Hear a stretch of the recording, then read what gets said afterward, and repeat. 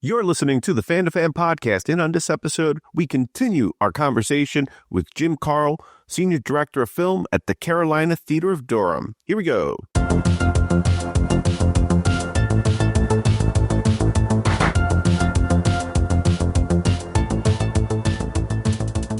Welcome to the Fan2Fan Podcast. I'm one of your hosts, Bertie Gonzalez. With me, as always, fellow co-host Pete Charbonneau, and on this episode, we're going to continue our conversation with Jim Carl, Senior Director of Film at the Carolina Theater in Durham, North Carolina. He has overseen programming for the theater for quite a number of years. The Carolina Theater, a historic theater in Durham. In part one of our conversation with Jim, he went over the origins of his passion for film, collecting movie newspaper ads, his time working in movie and TV productions, before ultimately landing his job at the Carolina Theater, where among many things, he programs the Retro Film Series, which is a weekly double feature that has classics, older movies, cult classics that have become a signature series for the theater that draws a ton of devoted fans. Jim discussed how he programs these movies, getting the rights for these movies, discussing with studios about availability, so much work that goes into that to ultimately make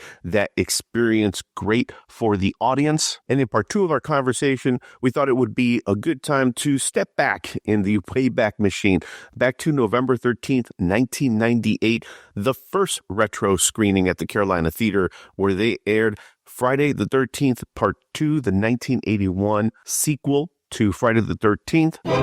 Friday the 13th, Part 2. The body count continues.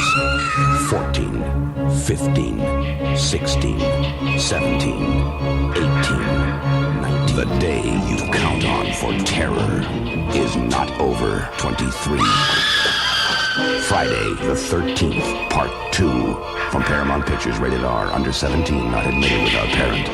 I will put a Bible in front of me. I cannot for the life of me remember why we picked Friday the 13th, Part 2 and not the original. So don't ask me that. Movie comes out in 81.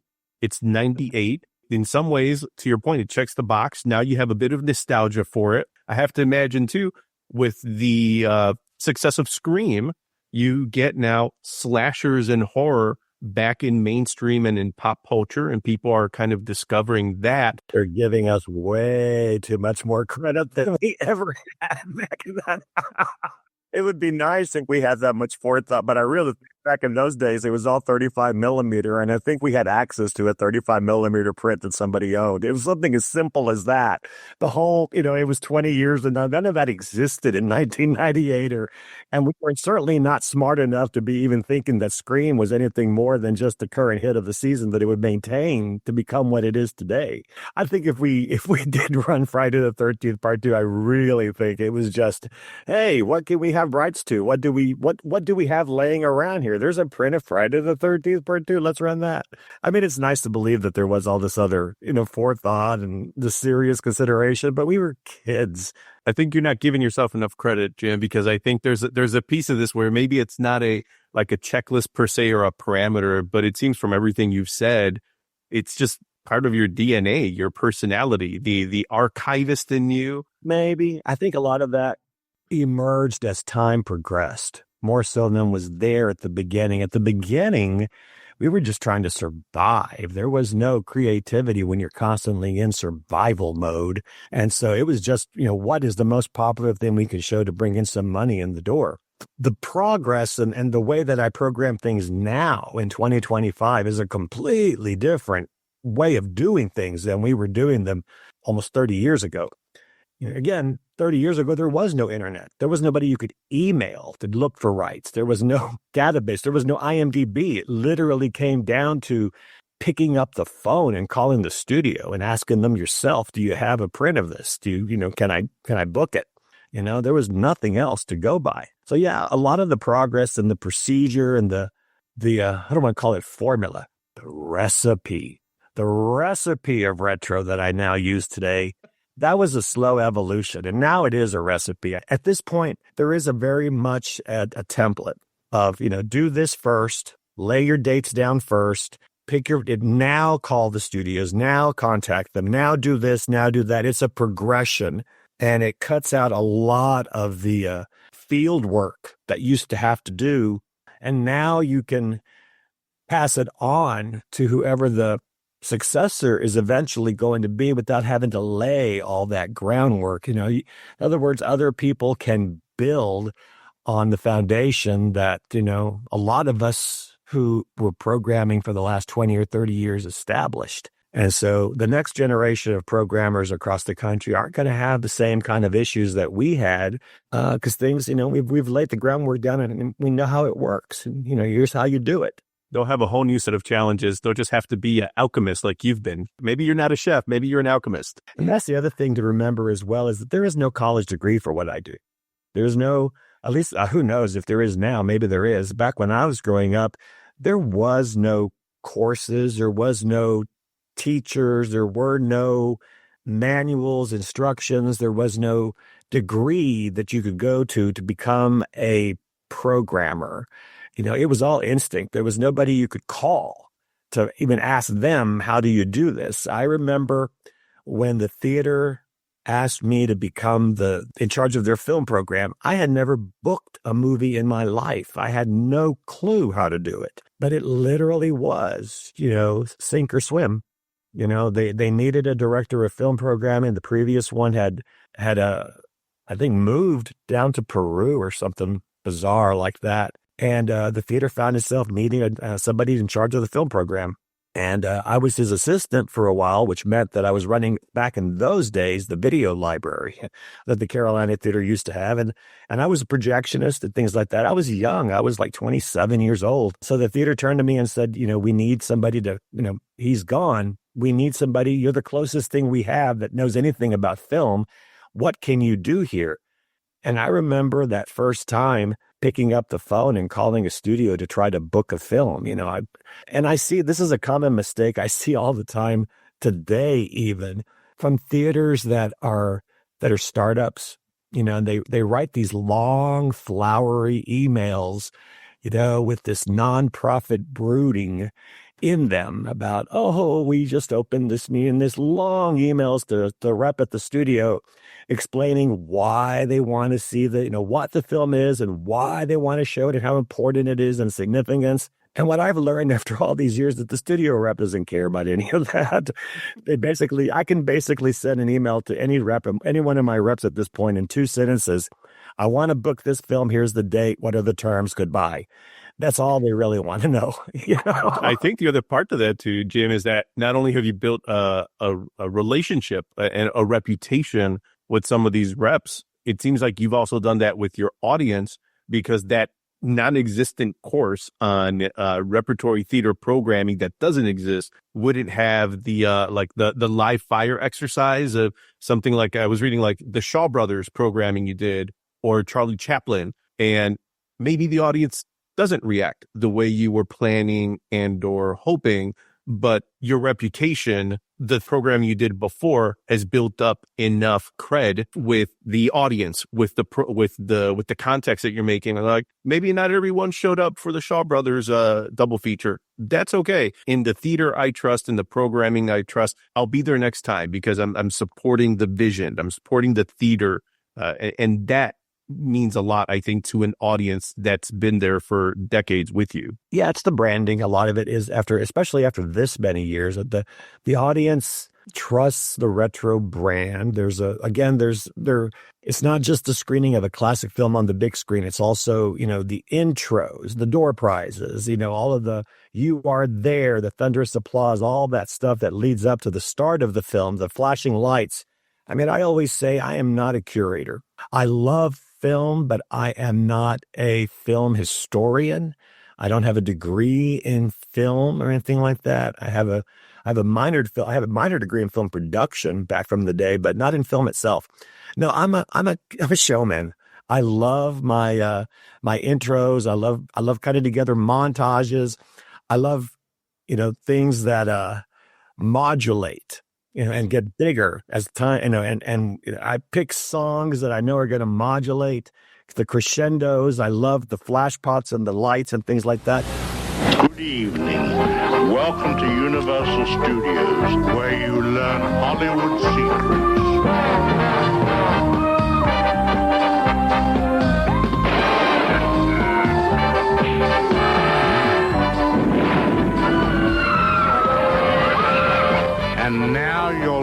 the secrets of the $6 Million Man and the Bionic Woman on the Universal Studios tour. This, I think, is where a lot of that Universal Studios training or got into my head as a young kid, is the showmanship of it all. Like I said, I did grow up going to Universal Studios in Los Angeles and Disneyland and Knott's Berry Farm and all of those places that you could go. And I used to see a lot of the shows that they used to present at those places. And it was more than just watching, a 20-second little video or something like that. There was a buildup before you watched it. There was actors on the stage, there was lights, and there was movement, and there was all kinds of spectacle. That is what I took away as a kid from all those experiences I had at those places growing up. And I incorporated them into retro. So I do want to have the spectacle of the montages, the music, the fast editing, the fog machines, the moving lights, the gobos. I'm very fortunate in that I do work for a performing arts center. So a lot of that equipment that probably wouldn't be available for your standard mom and pop theater, we own at the theater for our main stage productions. And so I'm able to incorporate a lot of that talent that we already have at the theater, who knows how to put on a big production and say, come over here for a second. I want to do this in this little 224 screen theater and make it bigger, more expensive, and things like that. And they do, they really do a good job. So yeah, I am a showman. I love getting up on stage, and I'm not a historian. I think it's the most boring thing in the world. I like to get up on the stage, make it quick, hit my notes, and then get off of the stage and let the presentation speak for my work. Retro is well known more than just being classic movies back on the screen. It's the whole experience. And I think that's what makes retro at the Carolina Theater very different than you would see if you were to go to another theater that's showing classic movies. At least I hope it is. And people tell me it is. And I can only go by what I think people like. And it's been very successful. I'm very biased, but I wholeheartedly agree with that.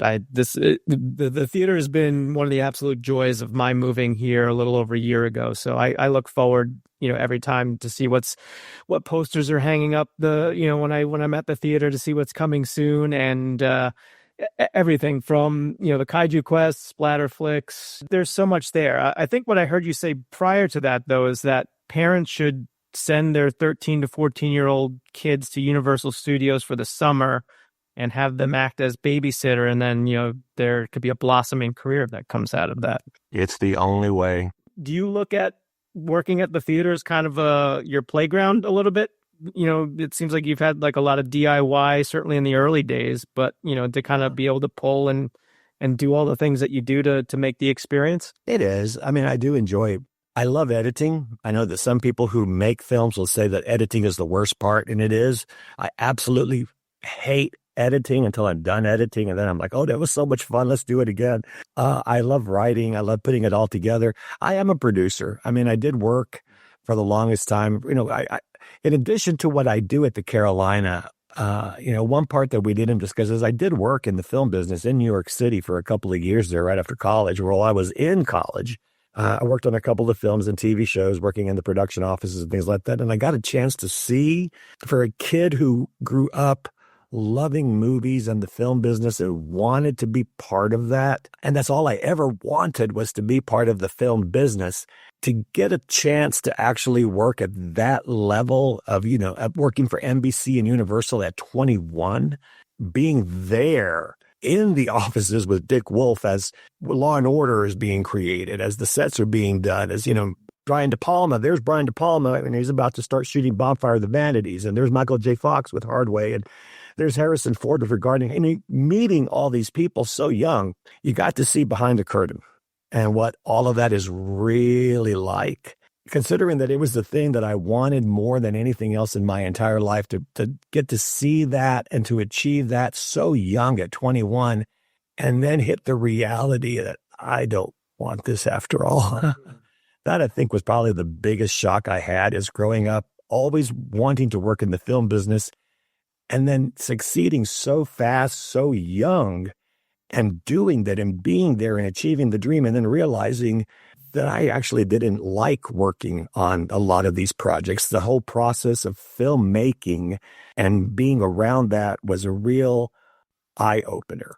And so that was a bizarre time in my life where, the thing that you have been looking forward to, that you thought you were going to do for the rest of your life, you get it, you realize you don't want it. Now what do you do?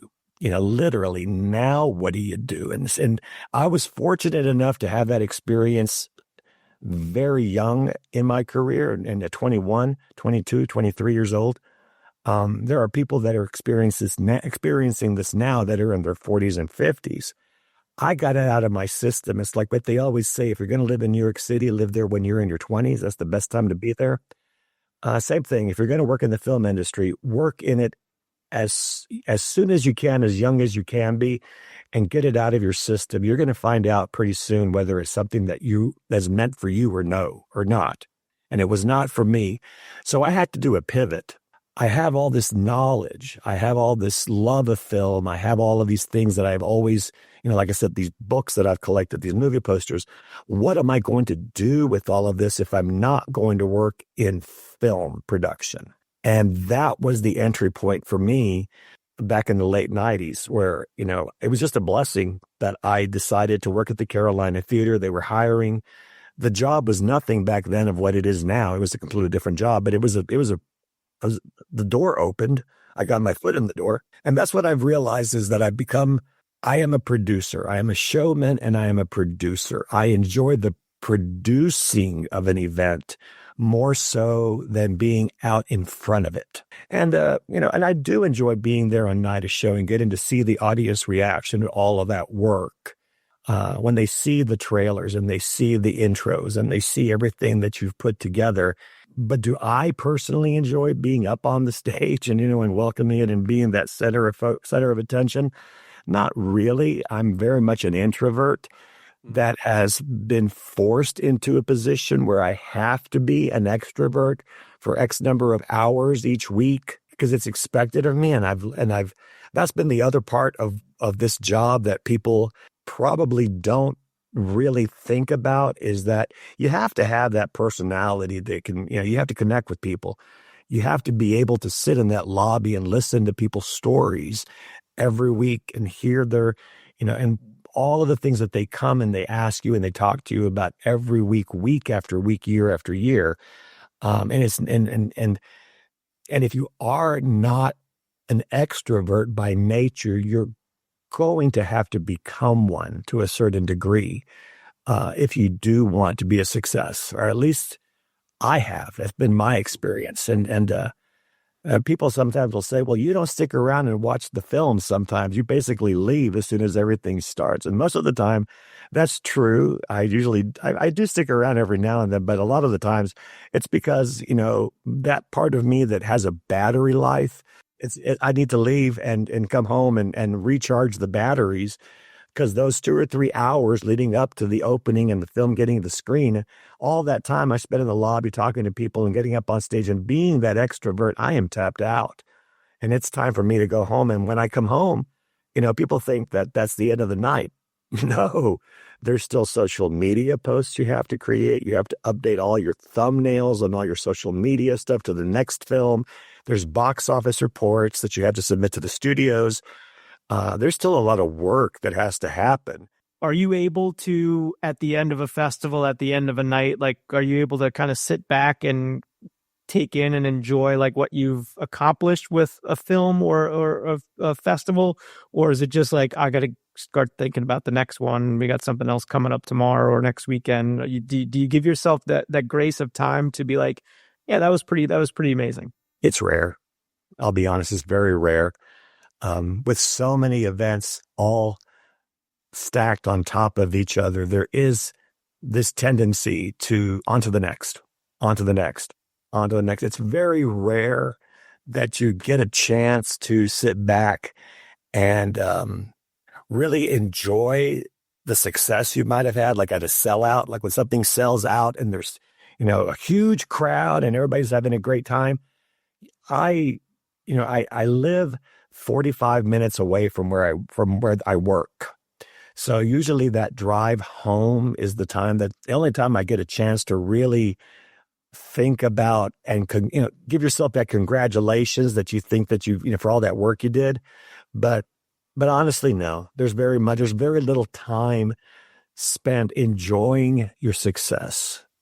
Most of the time it's scrambling to meet the deadline for the next event, which is happening 2 or 3 days from now. And now we've got to get ticket sales up for that event. I've got to start getting ready to think about that show, what social media posts have to be built and get ready to, to post for that event. It's always on to the next. It's on to the next. It's very, and I'm not saying that it doesn't happen. There is on occasion a real feeling of success and triumph and happiness that can occur immediately after something, a screening that happened that somebody might have said a particular turn of the phrase or thanked you in a particular way that just stuck with you. Those are the nice things.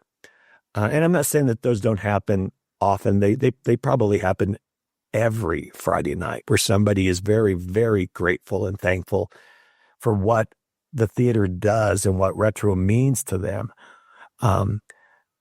But on the other hand, it is a lot of moving parts that you have to keep track of at all times. And I think that's the one thing that a lot of people don't understand, or they maybe don't think about, is that when you're dealing with this many shows and this many retros in 1 month, you're happy to have survived the one that just ended, but you're also now having to face the one that's coming up in just 2 or 3 days. And here we're going to do it all over again. Being a showman, the show must go on. The show always goes on. I also remember listening to an interview with Ridley Scott where he had said, he'd been asked what was his favorite of his movies. And I thought his answer rang true for me, and probably just for a lot of creatives, maybe for you too, Jim. He said, well, it has to be the movie I'm working on now, because I can't afford to look back at one of my films, regardless of its reception, because I have to love passionately the thing I'm doing now. I think that probably speaks to the programming you do. Absolutely. That's actually a perfect way to put it. I mean, whatever I'm working on right now is really what's on the forefront of my mind. I don't really have the luxury to spend too much time celebrating success from the past. It's always, now I've got to repeat it. I've got to repeat. The next one's got to be a success. I got to sell it out. I sold 3 in a row out. Can I make it 4? Can I make it 5? You're right. I don't spend a lot of time. And this is the other thing that people walk up to me in the lobby and they'll say, you remember that time that you showed Demons 2 back in 2017? And now, Imperial Entertainment is proud to announce that a blockbuster horror experience is coming soon, right after its current theatrical release. Demons 2, The Nightmare Returns. There's nowhere to hide.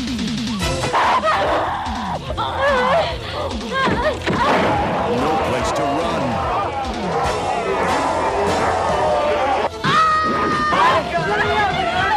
No one is safe. Let me out of here! From the unspeakable terror heading your way.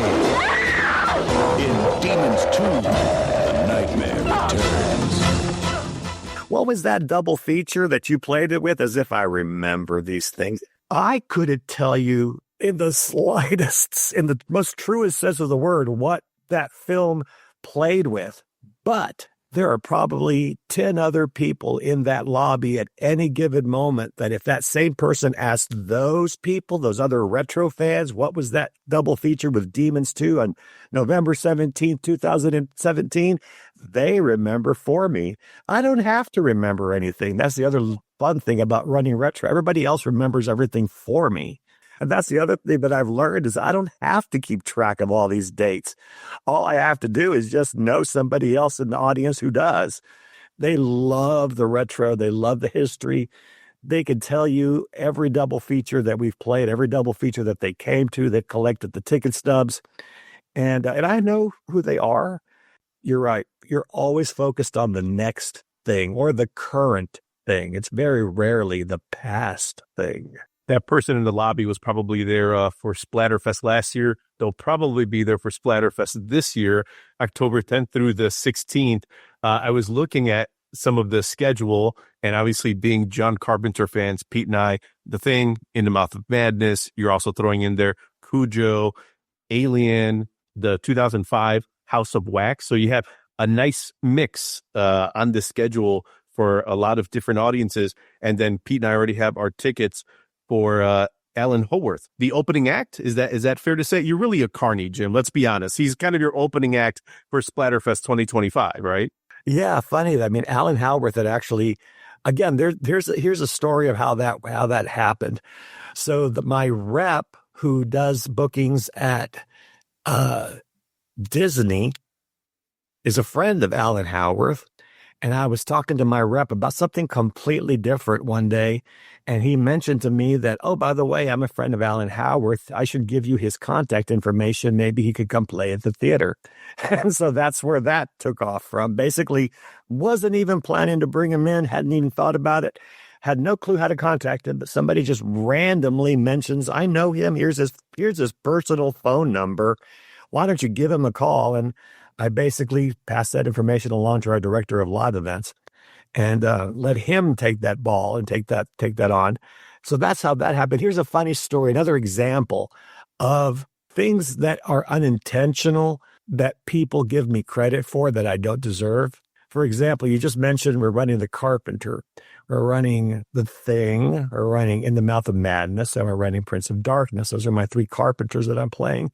And of course, I program all of these things, again, based on when was the last time we run it. I always run The Thing. The Thing is one of those films, you could run that film every 6 months and sell it out every 6 months. Hell, you could probably sell it out every month if you really wanted to.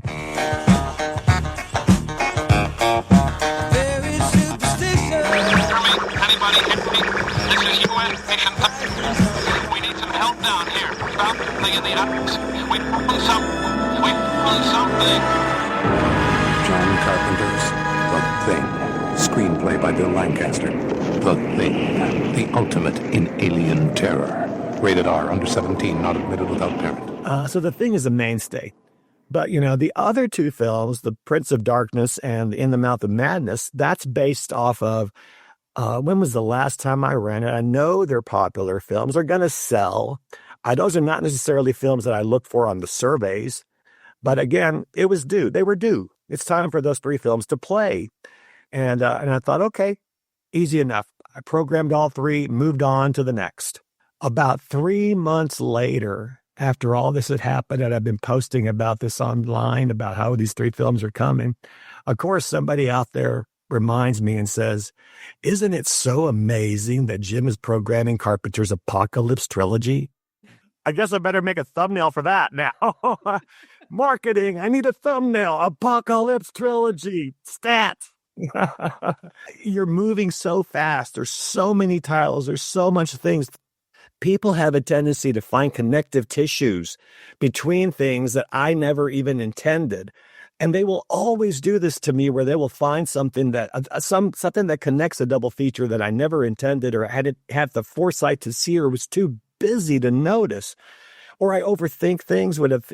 I've stopped trying to be clever. Being clever is, you cannot. Trying to program while you're trying to be clever is the worst idea I think that anyone can do. Don't try to be clever in your programming. The few times that I've done it, I've fallen on my face badly. Perfect example. A couple of years ago, I was determined that I wanted to show Ishtar. I really thought it'd be hilarious to get that film to play at the Carolina Theater. I'd been threatening it for years that I was going to run it. And damn it, I was going to do it. This was the year. So I was struggling to find a way to program Ishtar that felt organic. All right. It has to be the B title in the double feature. So I finally settled on The Graduate. Now, being the clever film historian that I've never actually been, I thought to myself, hey, you've got Mike Nichols, one of the biggest directors with The Graduate, and Elaine May, who directed Ishtar. Now, here we go. being super clever to myself, thinking, yeah, Elaine May and Mike Nichols, for the true, film buffs out there, they're going to see the brilliance in this programming and why I matched these two films together. Because if you know your stuff, you know that Elaine May and Mike Nichols are one of the biggest screenwriting comedy duos in the history of motion pictures and blah, blah, blah, blah. So I programmed these two films together, and come night of show, I get up right before I get up on the stage, as I'm getting my big speech ready to present, somebody walks up to me in the lobby and goes, "Hey, this is a great Dustin Hoffman double feature." So much for my great, big, serious, thematic, artsy Mike Nichols, Elaine May connection. I completely forgot. Oh yeah, Dustin Hoffman stars in both of these movies. Holy hell. This is how I make life harder for myself and why I've stopped trying to be clever when I program these things as double features, because I will embarrass myself. I did it again a couple of years even before that. I forgot what I programmed. I put two films together. I think it was Moonstruck and Joe versus the Volcano. And I force-fed these things together, and I thought, people are going to be so upset because I put these films together. And people were like, "Oh, my God, it's a John Patrick Shanley screenwriting double feature. You're so smart, Jim."